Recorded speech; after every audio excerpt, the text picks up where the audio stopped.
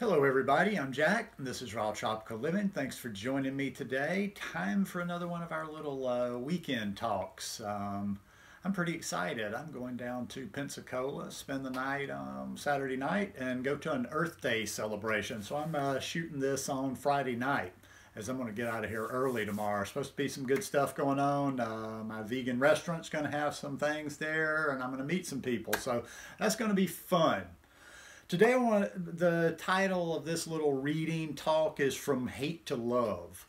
I do videos every day, so if you haven't already subscribed to the channel, go ahead and hit that subscribe button now and come back and watch some more. Then click on the little bell and check send notifications so you won't get unsubscribed from the channel. This is a kind of longer reading, so I'm going to get right into it. This is I've read from this magazine a number of times before, The Lion's Roar, little Buddhist publication, and I picked up the latest edition last weekend. And this one, when I read this, I forgot what I was doing when I read it, but I said, yep, that's going to be the talk next week. It's just a nice little story here of how, and it teaches me something, because I'm always like, I respond to negativity, hate. Like if somebody's aggro, I have that hard time with that whole turning the other cheek, fight, meeting hate with love. But here's a good story. An ex-neo-Nazi's journey to Buddhism. Arno Michaelis founded a white supremacist gang and was frontman for a white power metal band. Yet as he tells Lindsay Kite, his ideology would not hold up when those he hated met him with love. From the outside, Arno Michaelis' 1970s childhood was idyllic. Two parents still married, a nice house with a big yard in a middle-class Milwaukee neighborhood. Lots of love and positive affirmation. Yet inside his home, his father's drinking led to his mother's misery, and caught in the turmoil of emotional violence, Michaelis developed his own addiction to adrenaline. A constant thrill seeker, Michaelis craved chaos and created it through lashing out and hurting others. I started out bullying on the school bus, says Michaelis. I got thrills from other kids fearing me. I would fight in the schoolyard and on the streets. By middle school, Michaelis was ramping up his antisocial behavior to get an even bigger rush, moving to vandalism and breaking and entering. By age 16, he was an alcoholic himself. Music had always been Michaelis' passion and a refuge from his parents' fighting. He started with the Beatles and AC/DC, and then moved into punk with The Clash, Dead Kennedys, and Fear, providing an outlet for his aggression. He got an even bigger hit of musical adrenaline when he found music that gave a context to his violence. White power skinhead music. I loved punk because it pissed people off, Michaelis says. And if you think a mohawk pisses people off, try a swastika. Swastikas really piss people off, Michaelis and his friends. Really piss people off. Michaelis and his friends decided to start not only a white power skinhead band, but also a white power skinhead gang. Michaelis' addictive personality became consumed with the white supremacy movement. He was an avid reader of mythology and fantasy, and the movement gave Michaelis violence a heroic narrative. He fancied himself someone who was saving the white race from oppression. It was about fighting for your people and National Socialism. Anybody who didn't like it was an enemy, he says. It was all very romantic, and it really repulsed civil society, which also gave me a kick. Michaelis saw himself as a warrior, which to him meant being someone who would perpetuate violence at the drop of a hat. That's what I embodied as a white-powered skinhead. Michaelis became a powerful figure in the white power skinhead movement over the next 7 years.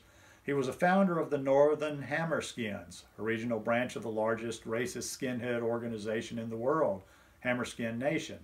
He was the lead singer of Centurion, a white power metal band that sold over 20,000 CDs.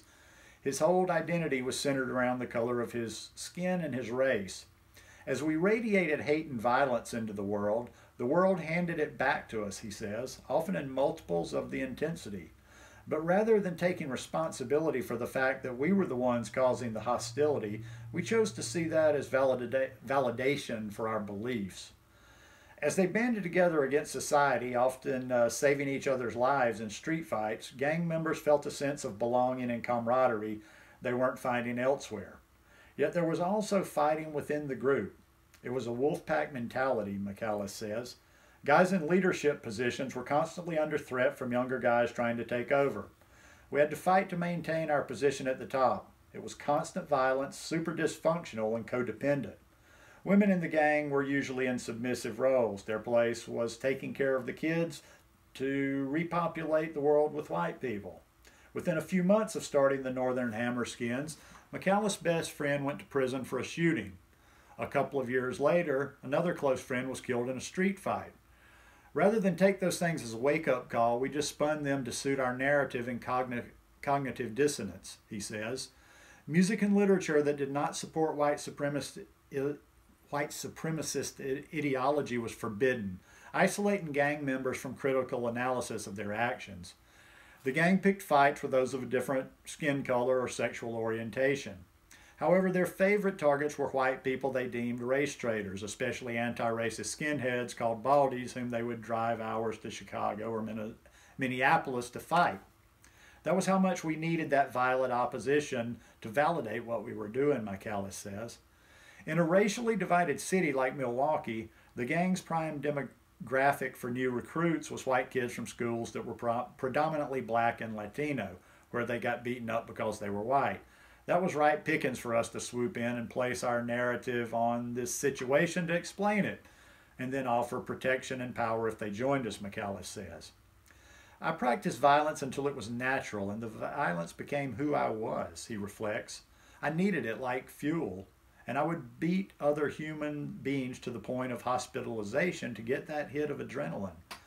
Yet amid the chaos and bloodshed, something within McAllis was glimpsing something that didn't fit his violent narrative.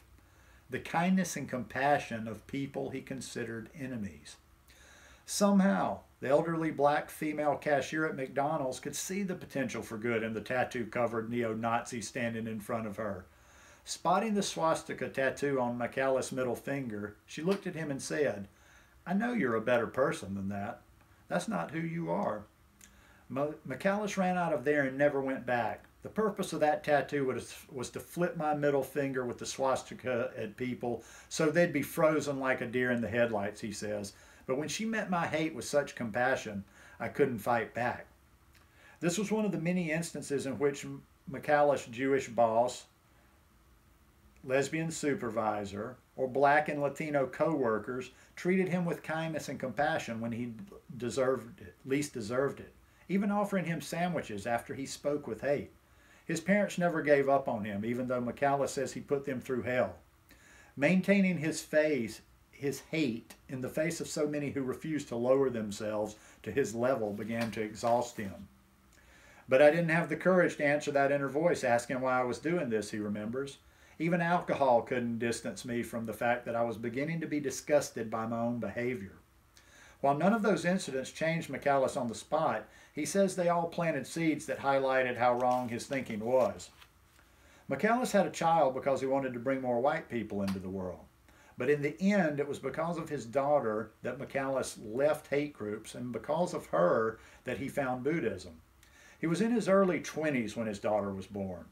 But when he saw a second friend murdered in a street fight and lost count of how many friends in the white power movement had been incarcerated, he began to wonder if death or prison would take him away from her. The final realization came when he saw his daughter playing with children of different races at daycare. It struck me that they were all children, not black children or white children, but the sons and daughters of mothers and fathers, he writes in his memoir, My Life After Hate. I thought of all the people I had hurt, whether with my own hands or by lighting some psychopath's fuse. How did their loved ones feel when they saw this person, who was so special to them, battered and broken? How horrible would it be to have my daughter exposed to such violence in the slightest aspect? Love for my child thawed a dormant empathy for people that I was never aware of. Slowly, McAllis began to extricate himself from his identity as a white supremacist, putting together a new life by quitting booze, getting a job as a computer service tech and IT consultant, repairing his relationship with his now divorced parents, and attending university. And when his daughter was 10, she started reading books by the Dalai Lama and seeking solace in Buddhism. I didn't really know what Buddhism was about, but just the fact that she was drawn to it interested me, he says. He became so intrigued by his daughter's interest in Buddhism that in 2009, 15 years after leaving hate groups, McAllis found himself on a cushion in a meditation class at a local Shambhala Buddhist center. I still had guilt for who I was, the mistakes I made, and I was resigned to never forgiving myself for what I had done. He says, I tried to convince myself I was at peace with that, but obviously no one can ever be at peace not loving themselves and holding that kind of a grudge against themselves. I don't know that I'll ever reach a point in my life when I'm like, I'm forgiven. All's cool, he says. Even now, when something goes wrong, that part of me still says, you deserve this. But through Buddhism, McAllis could now meet this part of himself with compassion, sitting with it and even offering it words of love. It's easier for me to say those words now than it was even a year ago, he says. Self-forgiveness is a process, but one McAllis says is a part of the joy he feels in redefining his purpose in life. I now know what the real definition of a warrior is, he says. A warrior is someone who is not subject to fear or aggression. That's the kind of story I want for my life now. On August 5th, 2012, a white supremacist named Wade Michael Page walked into the Sikh temple in Wisconsin and turned a gun on the congregation. He killed 6 people and wounded 4, then killed himself. McAllis was now a Buddhist leading a clean, steady lifestyle. He had self-published an autobiography and was speaking at schools and colleges. But his past had just come back to deliver another blow. Wade Michael Page had been a member of the white power gang that McAllis had started. He listened to McAllis' music. The son of one of the murdered men wanted McAllis to help him understand why someone would do this. So Pardeep Kaleka asked him, and McAllis answered, practice. When you practice hate and violence, it makes your life so miserable that nothing but homicide followed by suicide seems to make sense. Things like love and compassion and forgiveness and kindness and all the most beautiful aspects of our human experience not only become unfamiliar but repulsive to you. Kaleka and McAllis talked about their lives and their families, and as they got to know each other, they realized how much their different stories had in common and how they both wanted to bring a message of shared humanity to the world. Kaleka invited McAllis to be part of Serve to Unite. Serve to Unite is a service organization that connects communities and young people with global mentors McAllis describes as superheroes of peace, former violent extremists or survivors of violent extremism working to connect disparate groups. Serve to Unite students and educators have created community art projects, block parties, book drives for incarcerated people, and peace-themed PSAs on themes such as human trafficking, homelessness, veterans issues, homophobia, racism, Islamophobia, religious intolerance, environmental issues, and the rift between community and police. The idea is never giving up on the basic goodness of people, especially in challenging times, says McAllis. I wouldn't have been able to do it had I not taken on meditation practice. In Serve to Unite, interdependence and impermanence are central themes in everything we do. In Sikhism, the sense of interdependence is Ik Onkar, which means God is one, and we're all part of the same organism. I interpret that as the understanding that our actions affect everyone else and to be mindful that with every step we take. Pardeep Kaleka and Arno McAllis have written a book about their personal journeys and their work together. The Gift of Our Wounds will be released in April. Arno McAllis says he now defines hate as the willful denial of compassion and says white supremacy thrives on violent opposition. People who romanticize the violent opposition to neo-Nazis are playing right into the neo-Nazis' hands, he says. They're only helping them grow, recruit, and galvanize members. McAllis says the only thing that reached him when he was so mired in hate was the demonstration of what was right. Hate in the world will never be resolved by applying more hate. Listen to that.